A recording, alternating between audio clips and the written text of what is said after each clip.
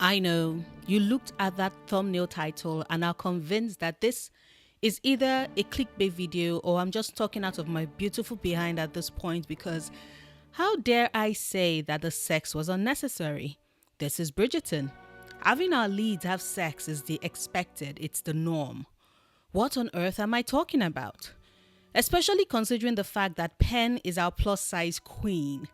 Why shouldn't she have the chance to be shown having great sex? To which I would like to say, yes, you are right. But calm down though and hear me out, please, because you see, your girl doesn't hate sex. In fact, I enjoy it. I enjoy seeing it depicted in my movies and in my shows.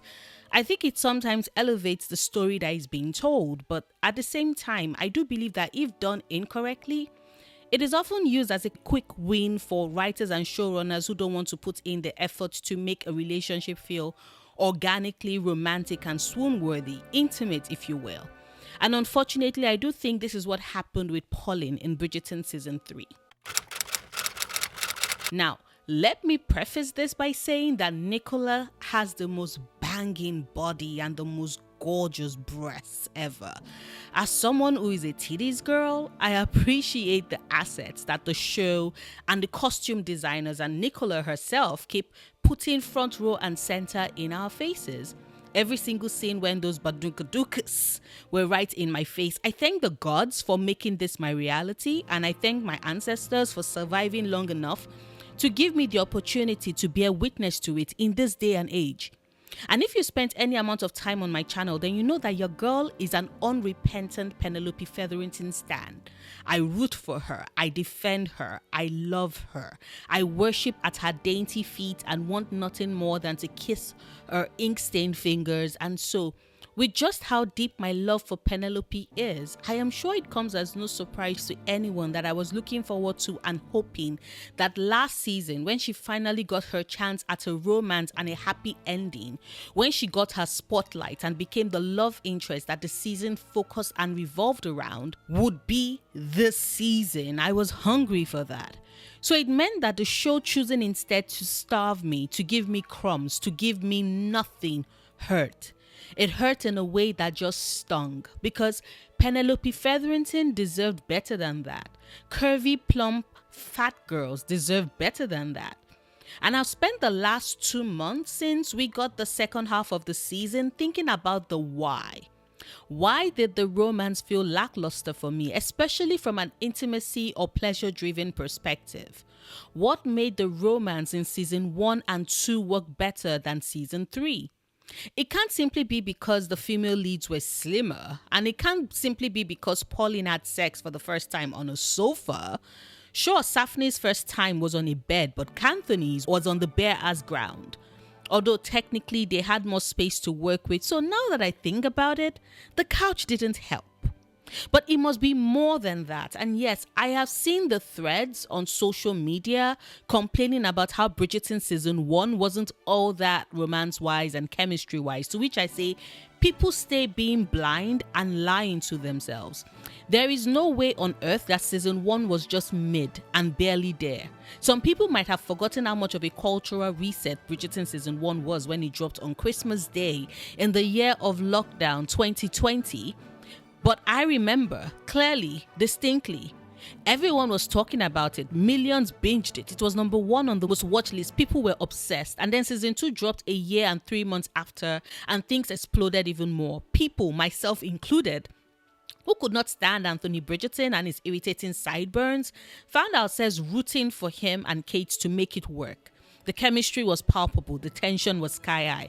Nobody could look away, and we binged the 8 episodes because this was before Bridgerton did that choppy 2-part bit they did with season 3, which makes no sense and didn't help the story either. But as I was saying, season 2 was also fire, which meant that season 3 not following it up by maintaining the level of heat and attraction and intimacy that the audience was expecting just sticks out further like a sore thumb and has me asking why. And to answer that question, I turned to a paper written by Gil M. Timmerman titled A Concept Analysis of Intimacy, where they state, the theoretical definition for intimacy is this: a quality of a relationship in which the individuals must have reciprocal feelings of trust an emotional closeness towards each other and are able to openly communicate thoughts and feelings with each other. The conditions that must be met for intimacy to occur include reciprocity of trust, emotional closeness, and self-disclosure. They also go on to add that intimacy plays a developmental role in identity formation through the consensual validation of personal worth by providing individuals with the opportunity to feel understood and accepted as they are within the relationship. Now, I don't know about you, but the way the show handled the Lady Whistledown reveal, which was very different from the books, mind you, because Colin was supportive of Pen when he found out in the books. He was jealous, yes, because he wished he was as good a writer with the audience she had, but he was also super proud of her and all that she had accomplished, which the show stripped us of by giving us that half-baked, well, the queen forgives you and everyone knows, so now I forgive you speech we got at the end of the season, was something I found personally irksome. I didn't think Pen felt understood and accepted for who and what she was in their relationship as it was portrayed in the season. I think the writers, because they wanted so desperately to stretch out the drama of the season, screwed us all collectively over with how long they stretched the old debacle, only bringing it to a resolution at the end, with Colin unable to accept Pen or what her work meant to her and how it was tied to what she considered and saw as her personal worth until the very end of the season, when it was him telling her rather than showing her and us, the audience, of how he values her and her voice. Now, I'm not going to sit here and lie to your face that Polin didn't have trust in their relationship in season 3, especially in the first half. Penelope at least trusted Colin enough to take him up on his offer to teach her on the best way to attract a husband. It speaks to a trust that has existed in their relationship since they were children, as he made this offer to her shortly after they resolved the conflict that was carried over from the previous season, when Penelope overheard Colin laughing with his friends as he declared that he would never court her. Clearly, his offer to teach her was born out of his desire to take his apology a step further, as he merely didn't want to use words to tell her he was sorry, but sought to back it up with actions by helping her improve on her chances to secure herself a husband. That is fine. That is good. This would have been great if the show had actually taken the time to really invest or devote their time to this, to show us how much further they bonded and grew closer to each other through the teaching lessons. Contrast Colin and Pen's plan in season 3 to Simon and Daphne's in season 1. Although it wasn't exactly the same, the end result for both couples was for the female lead to improve on her chances of getting a husband through their collective efforts that was a secret to everyone else but them. In the case of Saphne, it was a pretend relationship to improve Daphne's value in the eyes of the men of the ton, so they could come calling, as of course all of them would be interested in the diamond who had caught the eyes of a duke. For Polin, it was a teaching relationship to improve Penelope's skills at attracting and keeping the attention of the men of the ton, as it wasn't that she wasn't funny or smart, but like Penelope herself said, she finds herself losing her character completely between her heart and her mouth, which leads to her saying the wrong thing or nothing at all. Colin's lessons therefore was to help her find her confidence, which would in turn have her blossom in a way that she would easily attract all the attention she desires by virtue of all she's learned. With Colin, it's not the exact same, but I'm sure we can all see the similarities. The situation for Saphne then became a chance for them to grow closer, for them to become, in the words of Simon when he was trying to convince the queen to allow him and Daphne marry, best friends. People who got each other, and we saw that intimacy between them blossom across the screen. It was in the smiles, it was in the inside jokes, it was in the time they spent in one another's company, laughing with each other. For example, when Frederick came along, complimenting Daphne's dress like Simon had predicted he would. It's in the way they danced together and seemed to enjoy spending time together in a way that even though they couldn't see it, we, the audience, could see them falling in love with each other on our screens. There was a honesty to their interactions to a point, yes, because Daphne, for example, didn't know about Simon's father and the shame he carried because of the abuse that was dealt to him as a result of his mutism, or how that shame then evolved into anger that culminated in his promise to his father to never sire an heir. But I don't think anyone can look back at those scenes and not notice the emotional closeness between Daphne and Simon throughout the season, up until the scene we shall not mention because I am still pissed at Shonda for carrying it over from the books when it was absolutely unnecessary and should have been cut out. Contrast the development of Saphne's relationship with Polin's. Although both couples had reasons to spend time in each other's company in a way that benefited them, the show didn't explore that. Heck, I do think that it was from the start of this relationship that we see that there's always been an imbalance in the way that Polin's relationship was developed in season 3, which I think affected the intimacy we were meant to have been gifted in the season. What do I mean by that? Simple. Saphne's arrangement was mutually beneficial to the two of them. There was a reciprocity in their interactions.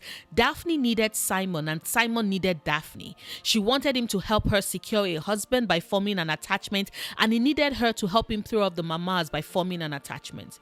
Even from the start, they were well matched with what they wanted and how they were both served by their relationship. Pauline's arrangement served Penelope in that it was meant to give her the confidence to step out and garner the attention of the men of the ton like she desired. But what did Colin get from it? Nothing really. Instead, it further highlighted the reason why the arrangement had to be made in the first place. For Penelope, it was a chance at securing her marriage and future. For Colin, it was part of his penance for being horrid to her and laughing about her amongst his friends. There was already an imbalance in that relationship. It wasn't something that he needed desperately as much as Penelope did. And honestly, a part of me wonders if that wasn't the reason why he found it so easy to blurt out the secret to Eloise. He had no stakes in the arrangement, so there wasn't a reason for him to keep it only to himself, and we know what happens afterwards. Eloise blurts it out to Cressida, not paying attention to the eavesdroppers, which was convenient because, girl, how can you just say that and not think about where you are and who else might be listening? Make it make sense. And with the secret out, everybody found out, and that was the end of the arrangement, which I still don't think made much sense, because it wasn't like they were not already acting all hush-hush with the lessons. Like no one was meant to even see them interact with each other. So why couldn't they have continued with it, just this time around with Colin learning to keep his mouth shut? But anyway, back to what I was saying. There wasn't a reciprocity with the teachings for Polin, and it showed. And just as will become my clarion call throughout this entire video, it was such a wasted potential. Where are the scenes of Penelope putting Colin's teachings into practice one at a time? Where are the moments where he would seek her out at a ball they are both at to whisper in her ears about something or the other he noticed about her interactions with one gentleman, and then watch her put those same corrections into practice that same night? Where are the moments of their inside jokes that are actually funny? Because I don't know about you, but I don't really count them laughing together about a man being distraught at the death of his horse something that was actually funny. And yes, I love Lord Deblin. I've said it on the channel that I really do think Penn missed out on romance for love, a la the immortal words of Portia Featherington: the most romantic thing is security. But even with my love for Lord Deblin, I can definitely say that his presence and the many times that the writers had Penelope spend in his presence took away from what should have been time spent with Colin. If they had gone the route of Saphne, the writers would have instead had Penn have a ton of and a varied number of colors. That way, the focus isn't just on one color, Lord Deblin, and that way we can really see Colin's training working, with Penelope's renewed confidence being seen and appreciated by not just Lord Deblin but more gentlemen of the ton who would all come calling at different times, thus giving Colin more chances for him to be jealous and come to the realization that Pen means more to him than he thought. Because that for me was the problem with the arrangement. Pen didn't really get the room to fully bloom with all that training. She was still a wallflower. Just a wallflower with one suitor that Colin then pushed out of the way with a single dance that had Lord Devlin taking back what would have been an offer for marriage and left Penelope available to be made out with in a carriage ride back home. Where was the courtship? Where was the barely there touches? Where was their eyes meeting across a crowded space? Where was the pleasure? Because in writing and viewing and experiencing intimacy, you can't have it without pleasure. And contrary to what Bridgerton season 3 will have us think or assume, sex or sexual desire isn't necessarily pleasure. You can experience pleasure in sex, but you can also experience pleasure outside of it. And it is that joy, that act of feeling good, especially in the presence of another, that adds to the intimacy of the moment. In the book Come Together, the science and art of creating lasting sexual connections, Emily Nagoski writes, where it can get muddy is in how desire feels. Pleasure by definition feels good. Desire per se is more or less neutral. It is the context that makes it feel good or bad. I think people confuse desire for pleasure because desire sometimes feels good. Once we recognize that desire can also feel bad, we begin to understand both how desire and pleasure are not the same thing and why pleasure is the one that really matters. This part of Emily Nagoski's book explores how and why responsive desire is better than spontaneous desire, as it is the one that actually stands the test of time and is more essential to having great sex in relationships. But that isn't what this video is about, so I'm not going to go into details about the difference between them. But what I do want you to take note of is the assertion that desire and pleasure aren't the same thing and pleasure is what really matters. Now let's apply the talk of pleasure to Kanthony. Unlike Saphne, who had sex on every single surface that they could find in season 1, we kept seeing Simon's bare ass everywhere. Not like I'm complaining, Reggie did it for the culture and the culture is grateful. But as I was saying, unlike Saphne that had sex everywhere for the entirety of a whole ass episode before the drama then arose and they spent the next 3 episodes feeding us angst until they resolved things in the very last minute of the season, Kanthony had their drama and angst sit with us throughout the entire season until they gave us the hottest sex scene in the penultimate episode that confirmed that Anthony and only Anthony understood that prepping your partner well, properly, adequately before penetration is what they deserve, especially for their first time. But I digress. Unlike with Saphne, who got several sex scenes, Kanthony's season was filled with so much drama that needed to be resolved, and so they only got 1 sex scene throughout the season and an extra quickie at the end of the season. Now, the reason why I bring up Kanthony is because I've seen a lot of people blame the absence of the romantic tension for Polin on the drama their season was filled with. And although I do agree that there was a ton of needless drama in season 3, I've already addressed, for example, why the bit with Lord Devlin was unnecessary, as if they had spread out Penelope's suitors appropriately, there wouldn't have been a need to spend all that time developing one suitor as some sort of competition for Colin, and would have instead dwelled more on their lessons together, bringing Pen out of her shell and drawing Polin together. So trust me, I am not blind to how all that needless drama affected Polin's relationship, but I don't think that's the only reason why things played out as they did.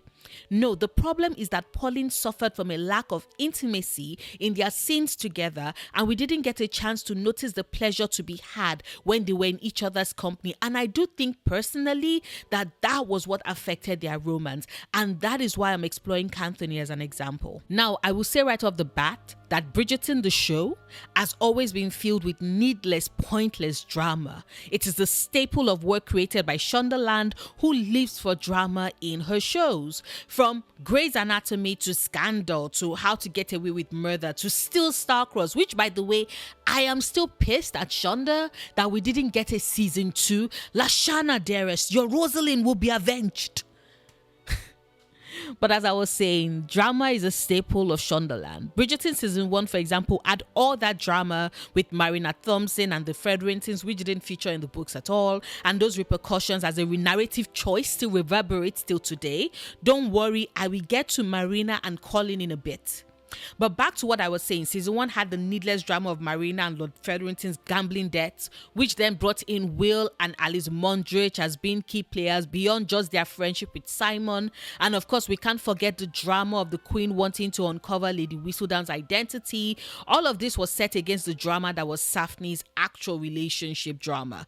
Then season 2 had that needless drawn-out drama between Edwina, Kate, and Anthony, which didn't last that long in the books, mind you. And then there's the drama with Jack Featherington and the old scam bit he had going, and Colin's still devotion and obsession with Marina, which I repeat did not serve the story and still stuck in my craw, especially when you look at how Polin played out in season 3. Then you of course had the bit with the Mondriches, the drama with Eloise being a radical for a blink and you miss it period, and her discovering Penn's secret and being pissed about it, with the Queen's continued investigation into Lady Whistledown's identity. And then there's the drama with Benedict and his art, which I didn't mind then because I thought it would be explored in season 3. But alas, the joke was on me, because the drama in season 3 was markedly different. We had the bit with Cressida and Eloise, and then Cressida with her family. We had the drama with Benedict still swimming against the directionless wave that is his life. We had the drama with Lord Marcus and Violet, the drama with Lord Marcus and Lady Danbury, the drama with the Queen still wanting to learn Lady Whistledown's identity, the drama with the Featheringtons and the investigator, plus the push for the Featherington heir. There was the drama of the Mondriches, the drama with Fran and John versus Violet, and then finally Pauline's actual relationship drama. So like I said, there's always been needless drama in Bridgerton. It's a staple for the show. However, in season 2, even amidst all the drama, the show still prioritized Kanthony spending time with each other, circling around each other, having those moments of shared intimacy where they showed emotional closeness, shared their trauma together, had those moments of bonding and mutual trust that elevated their relationship. And most importantly, they showed their pleasure. Because say what you will, but Kanthony's love language, if you will, is legit them arguing. Every single time they argue with each other, they seem drawn to each other even more. Like their mouths are arguing and their eyes are shooting fire, but their body language can't lie. They thrive off of arguing with each other. They take delight and pleasure in their arguments. It's why Kate responds to Anthony's marriage proposal that there isn't a day when he wouldn't vex her, and he replies by asking her if it's a promise. Clearly, these two find it pleasurable to be in each other's company, no matter how loud their disagreements can get and how it would seem like they don't agree on anything. There's an intimacy to that. In being aligned in that way, it's an intimacy that was established even before they had sex, and one that is maintained after they've had sex. It's the same with Saphne, who might not have arguments on the scale that Kanthony had, because arguing isn't their love language, but the pleasure of chatting and examining the turn in the presence of someone who quickly becomes your best friend, someone with whom you have a shared secret that nobody else knows as you're pulling one over the turn, is something that they have. Polin, however, doesn't really show that, which makes no sense because of all the couples we've had in the show, including Queen Charlotte. They are the ones who should have had it easiest, showing the intimacy between them. The pleasure they take from being in each other's company should have been as easy as a walk in the park.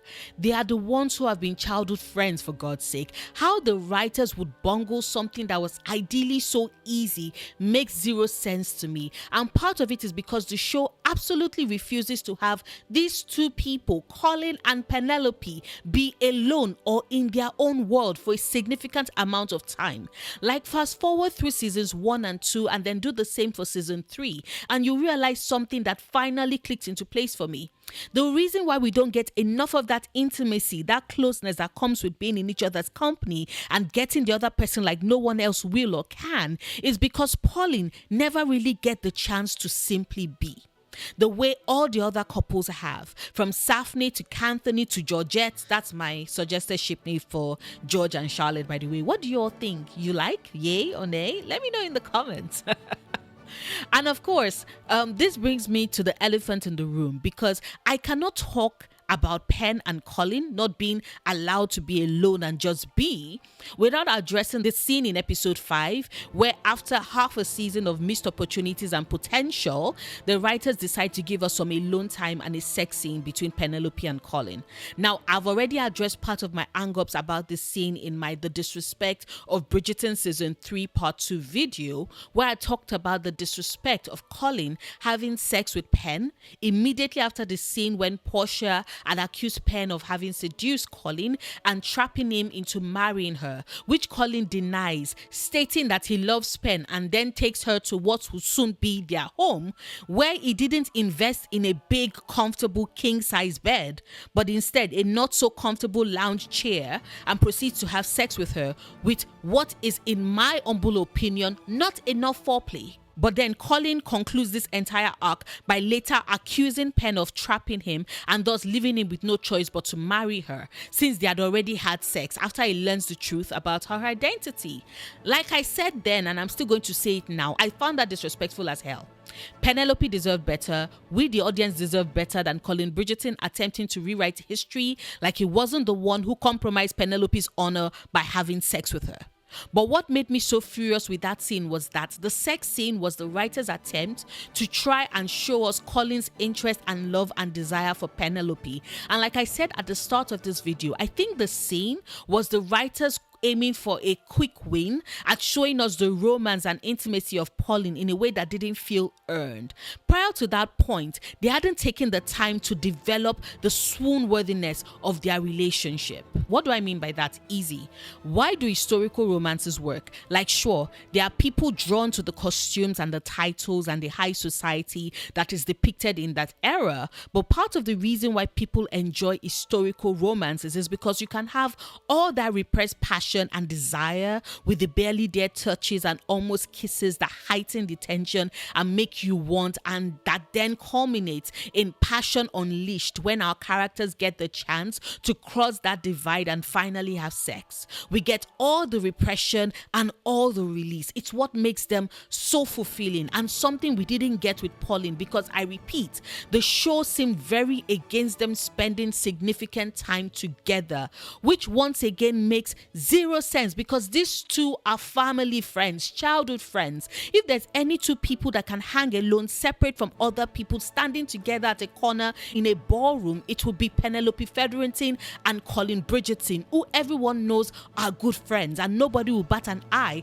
at them being alone in some corner somewhere chatting and talking, like we got with Saphne, we got that with Kanthony, we got a bit of that with Georgette, but we didn't get it with Polin, and it makes zero sense. Especially when you consider that the show, in trying to bring in needless, unnecessary drama, already created that scenario for Colin with Marina back in season 1. Because how do you create more intimate scenes and moments of yearning and desire and longing for Colin and Marina, who, by the way, in the books, Colin never even met because she was a distant Bridgerton relative. Yes, you heard that right. She was a distant Bridgerton relative, not Featherington, and the only Bridgerton who took active interest in her because of her husband was Eloise. So this show gives us needless drama and a needless pairing that was Colin and Marina, having the stolen glances and all that yearning and passion, and had the audacity to not even come close to that execution for the main pairing that was Polin.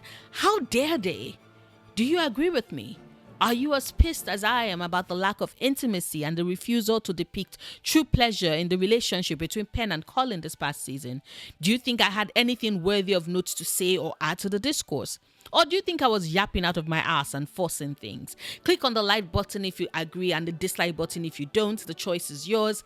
Leave a comment on your thoughts with regards how Pauline's relationship played out and was depicted this past season. Share this video if you think others should hear what I have to say. It does help grow my channel and is incredibly supportive of my content. Speaking of support, a huge thank you to my patrons. You all are instrumental in helping me pay my bills, especially with how life has been lifing of late. Thank you so much for your generosity. If you'd like to support me on Patreon, the link to do so is in the description box. I make new videos 3 times a week. Mondays are for my anime manga content, Wednesdays are for movies and TV shows, and Fridays are for anything else really. All my videos drop at 5 p.m. EST on upload days.